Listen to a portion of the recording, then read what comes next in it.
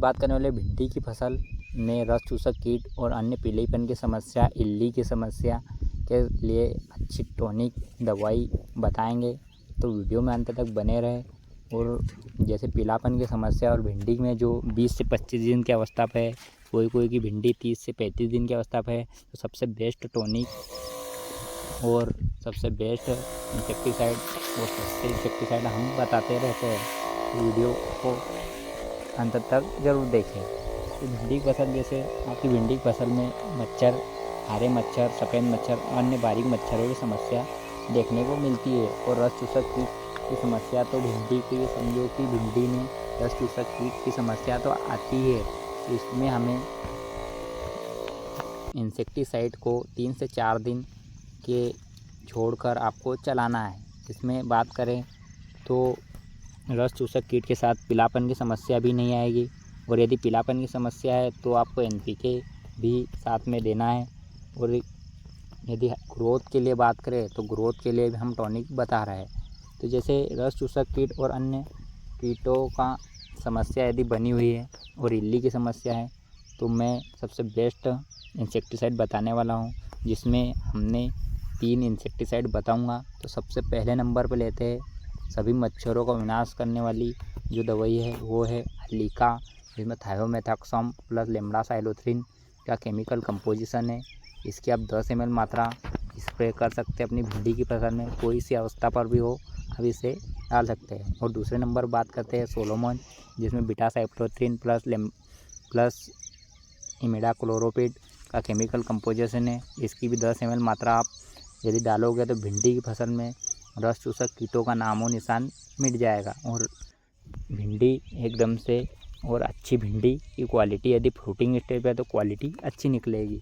और इसकी बात करें तो इसका लॉन्ग टाइम रिजल्ट है। तो इसका जैसे सोलोमन का आपने 20 से 25 दिन यदि स्प्रे किया तो 20 से 25 दिन देखने की ज़रूरत नहीं। और तीसरे नंबर पर बात करें तो तीसरे नंबर पे है यदि इल्ली की समस्या और बारीक रस चूसक कीट जैसे शुरुआती अवस्था में है, तो आप पोलिट्रीन, जिसमें प्रोफेनोफास 40% और साइफरमेथ्रिन 4%। अब कुछ लोग बोलेंगे साइफर डालेंगे तो कुछ होगा, ये हम कम से कम 10 साल से हमारे खेती का अनुभव हमसे आपसे साझा कर रहे हैं। ऐसा कुछ नहीं है, साइफर से कुछ नहीं होता। हमने इसका उपयोग 20 से 25 दिन वाली भिंडी की फसल में किया है। तो इसकी मात्रा आपको रखनी है 40 ग्राम। यदि आपकी भिंडी छोटी फसल में कर रहे हैं 15 से 16 दिन वाली में, तो आप 30 ग्राम रख लो। यदि बड़ी फसल है, जैसे 6 से 7 महीने वाली फसल है, तो उसमें आप 50 ग्राम भी स्प्रे कर दो, कोई दिक्कत वाली बात नहीं है। तो इसी के साथ बात करते हैं यदि फंगस की समस्या है, तो फंगीसाइड भी हम बता रहे हैं आपको। तो फंगीसाइड में आप 3 फंगीसाइड ले सकते हैं जो हल्के फुल्के और सोलोमन रोको फंगीसाइड ले सकते हैं, जिसमें थायोपिनाइन मिथाइल 70 WP है। ये सभी तरह के फंगस, पीलापन, एंथ्रोक्स जो भी है, जड़ गलन, डंपिंग ऑफ, और कोई सी अवस्था पर आपको 40 ग्राम स्प्रे करना है। यदि अवस्था छोटी है तो वही किसान भाई को सबको पता है कि कम मात्रा कर दो, 30 ग्राम कर दो। यदि बहुत छोटी है तो 20 ग्राम कर दो। तो ऐसा आपको स्प्रे करना है। और दूसरे नंबर पर जो फंगीसाइड की बात कर रहे हैं वो ये है UPL का सांप, जिसमें कार्बेंडाजिम प्लस मैनकोजेब है।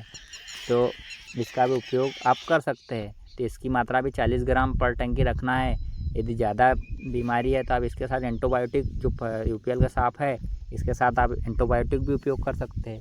तो इसकी मात्रा भी आपको रखनी है 3 ग्राम पर टंकी, जो सबसे बेस्ट रिजल्ट भिंडी में आएगा। और तीसरे नंबर पर बात करें तो ताकत फंगीसाइड का उपयोग कर सकते हैं, इसका भी अच्छा रिजल्ट है। और भिंडी की बढ़वार के लिए जो मैं बताने वाला हूँ वो और सबसे बेस्ट टॉनिक है। तो सबसे पहले भिंडी की फसल यदि 20 से 25 दिन की अवस्था पे है, तो आप उसमें बायोटा टॉनिक, जो समुद्री